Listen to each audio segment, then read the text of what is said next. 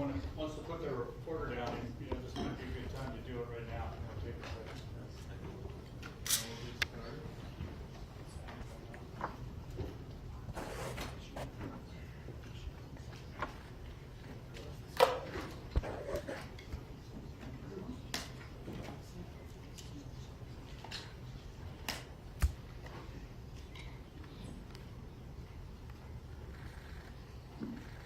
Good afternoon, everyone. Welcome to the introductory press conference for new White Sox Senior Vice President and General Manager Chris Getz. Thank you all for joining us on a scheduled day off. Really appreciate you being here. White Sox would like to welcome a number of people here. Chris's wife, Nicole, is here. White Sox manager Pedro Grifol is here. Assistant General Manager Jeremy Haber is here. And thank you to all of you for being here as well. So a quick rundown of today's events. White Sox Chairman Jerry Reinsdorf will offer remarks regarding Chris's promotion to General Manager. And Chris then will offer his opening remarks and then field any questions that you may have. After the Q&A, we'll provide a final update regarding one-on-one interviews with Chris. And now at this time, I would like to invite White Sox Chairman Jerry Reinsdorf to the podium for his opening remarks. Jerry?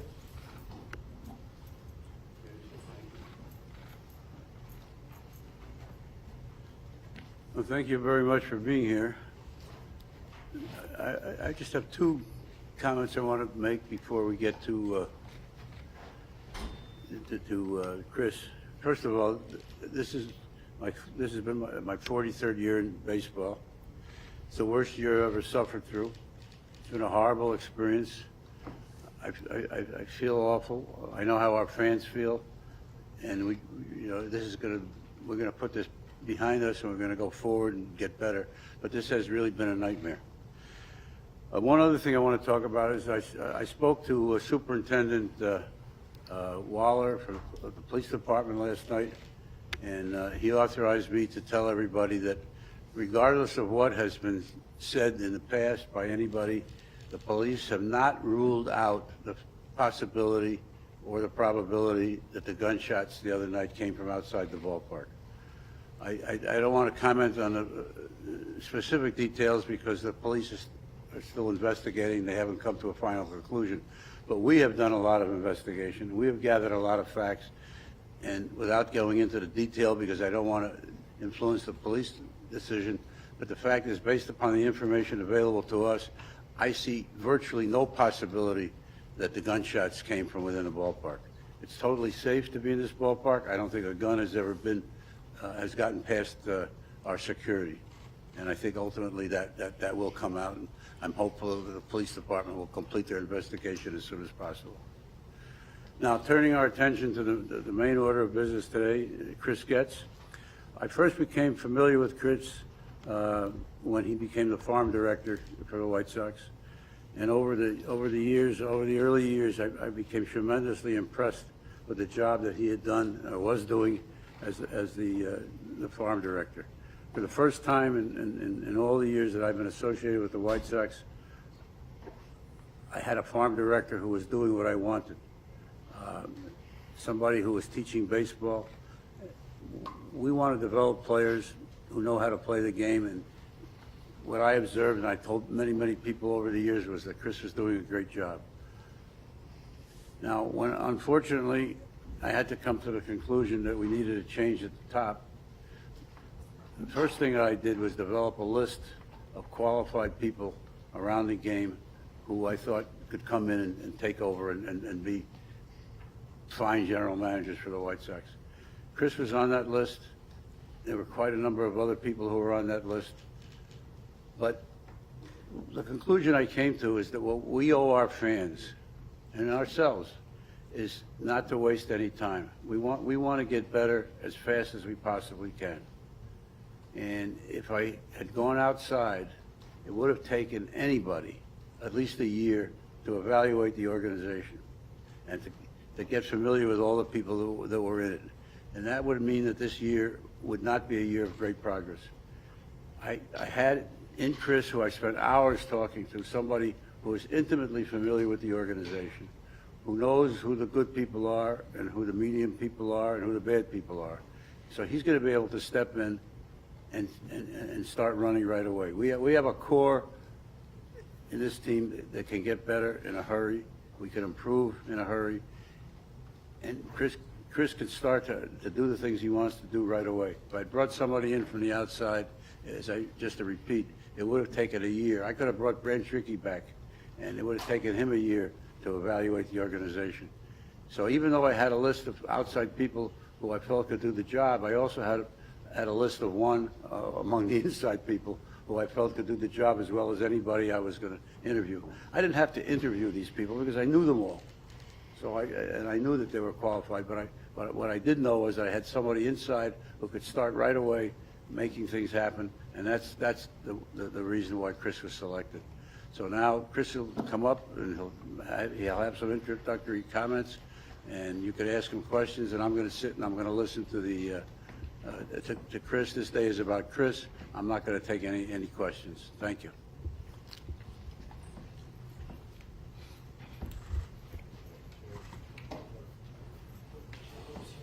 It is now my pleasure to welcome the new Senior Vice President and General Manager of the Chicago White Sox, Chris Getz.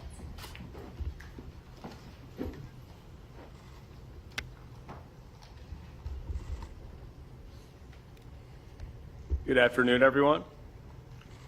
I want to begin thanking Jerry Reinsdorf for this tremendous opportunity to be the next general manager of the Chicago White Sox. This is a storied franchise, rich in tradition.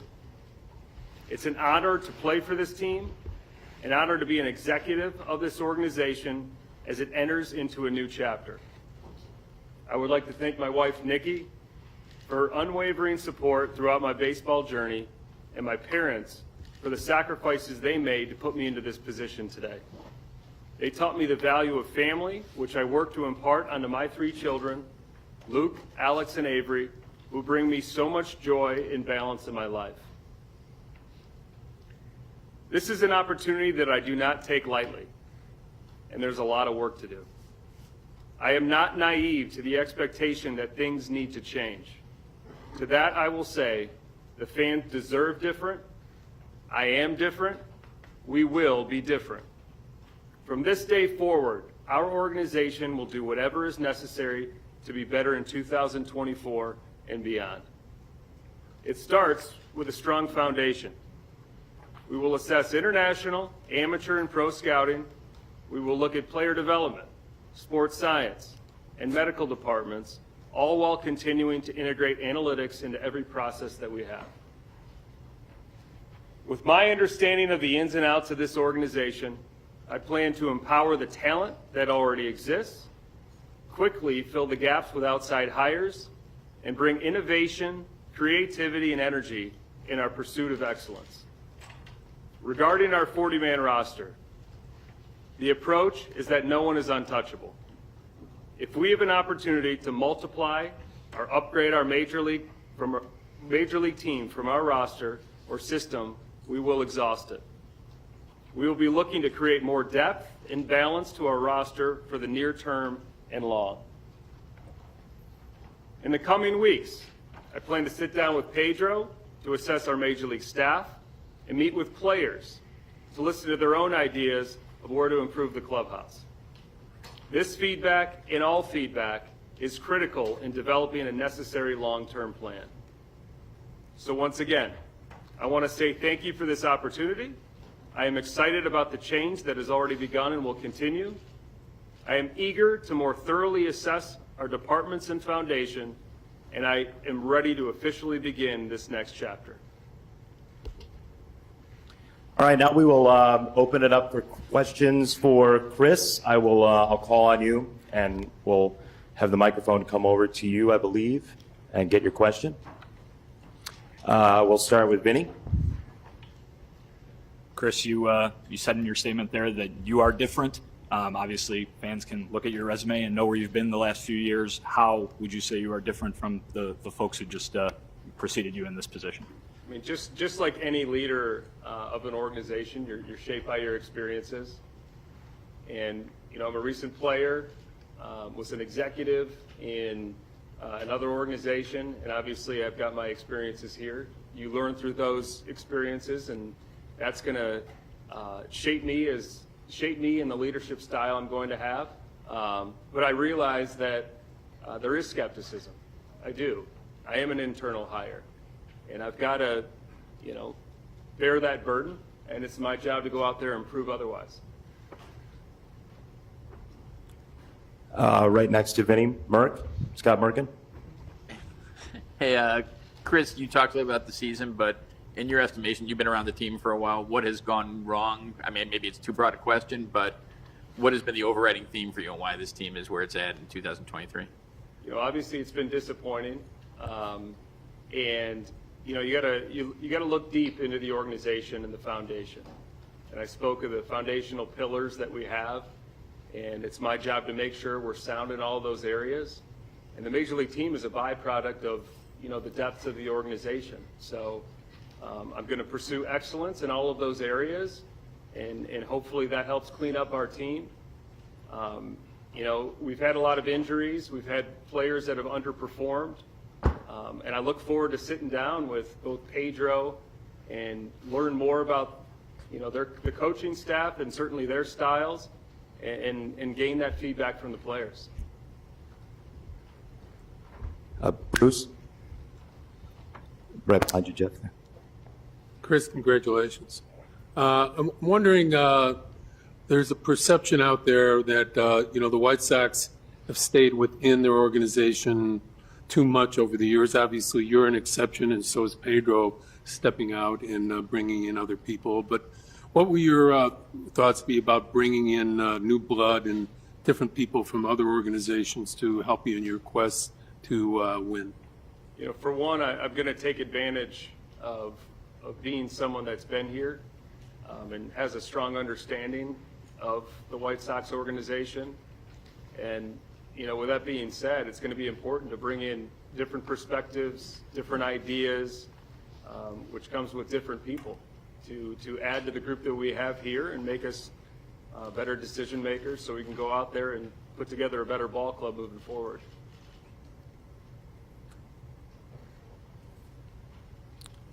Over there, John.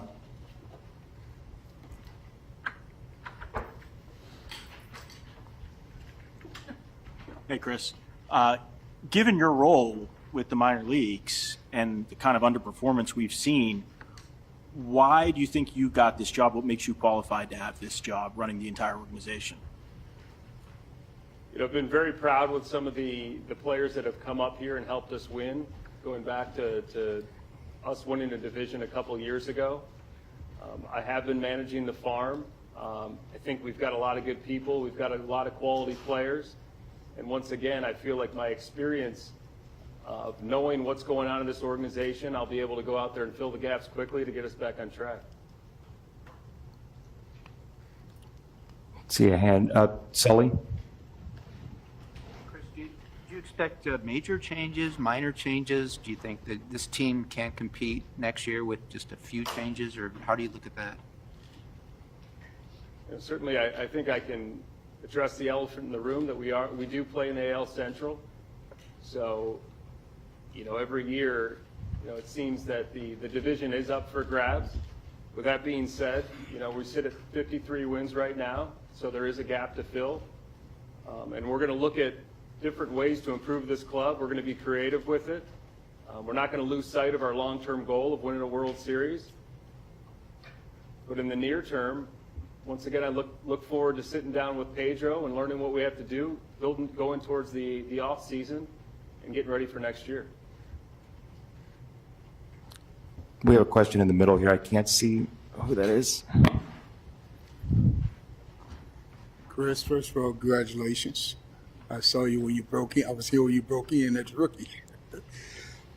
Given the team expectation over the last couple of years and falling short, and it appears that the window is closing on this opportunity, do you see the only way to move forward is to go the free agent route, and it's the funds there to go to free agent, because it appears that the minor league system is not ready to lift this team up.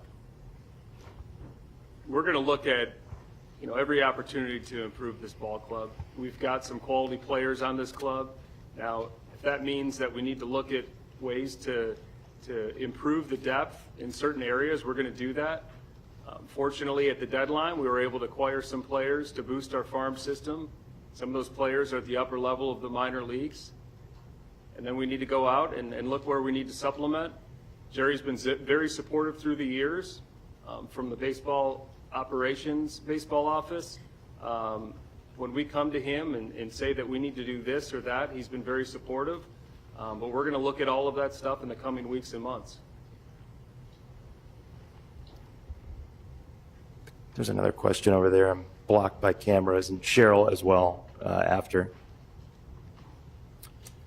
Chris right here, sorry, behind the cameras.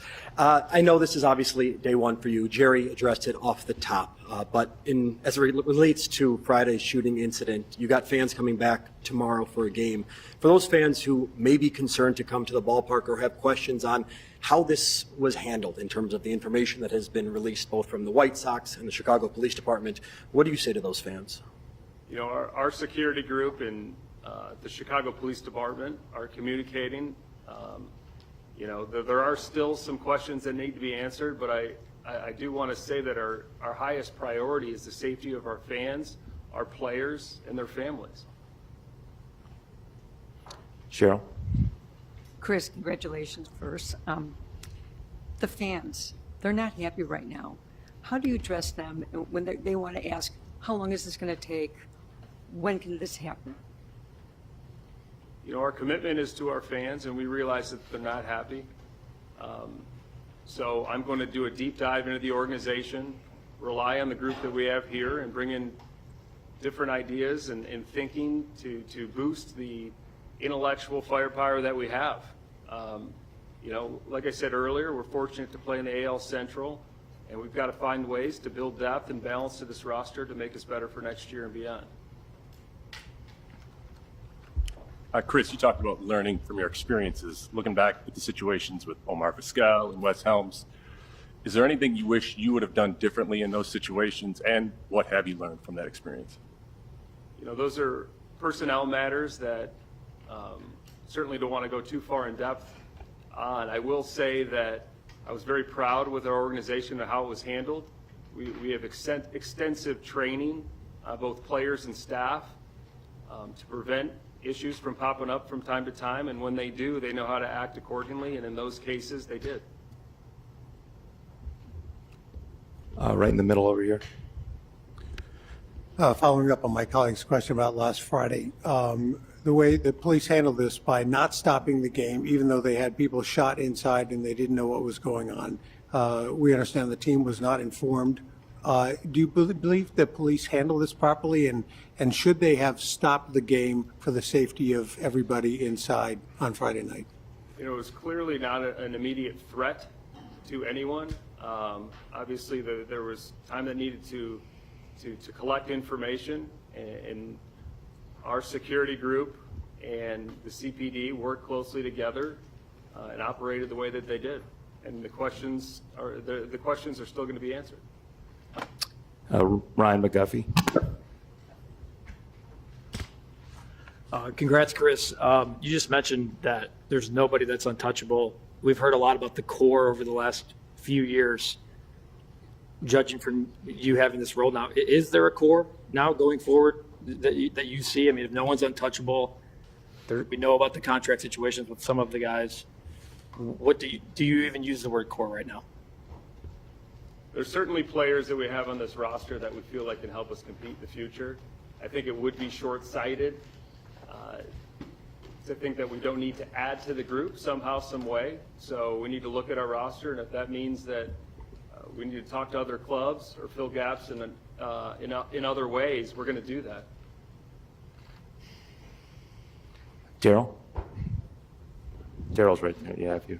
Chris, do you anticipate bringing in somebody, Dayton's name has been mentioned, but somebody along those lines as a sort of an assistant or to fill that type of role alongside you? I'm certainly open to bringing in people that I feel like can be positive resources to our group. I know some names have been thrown out there, and we haven't had those discussions yet, but certainly open-minded in terms of strengthening our group. Lamont? Hey, Chris, yeah, what are just some of those first steps that you want to take to start turning this thing back around again? It really starts with sitting down with Pedro, and I look forward to sitting down with the players as well. I think that type of feedback is going to be strong. I hope that they're comfortable speaking to me, being that I'm a former player, and I can relate to some of the struggles they're going through. Yeah, so first and foremost, I want to sit down with that group and certainly, you know, find ways within the organization to improve our processes as a whole. All the way up in the corner there. Yeah, hey, Chris. Just to be clear, are you saying that Pedro will be back next year? Pedro will be back next year. Yeah. I think it's important to provide stability to our players. There's been a lot of changes the last couple of years, and certainly here recently. And I believe that we need to get back to playing baseball, focusing on baseball, so when these players show up each day, they can just focus on the game and not the leaders in the organization. Jesse? I think that's Jesse. Hey, Chris, just circling back to your old job, you worked under Kenny and Rick for a long time. Do you feel like you have some distinct philosophical differences or a different vision or team building than maybe went on here before? You know, every individual operates differently. I have a tremendous amount of respect for those two. You know, now that we're going to have a single decision-making operation, I think that with the added influence of outsiders, along with the group that we have here, you know, our processes are going to be a little bit different, and we're going to see that on the field. Vinny? Chris, you obviously were just asked about Pedro numerous times, but what, from your vantage point, have you thought of the job that he and his coaching staff have done this season?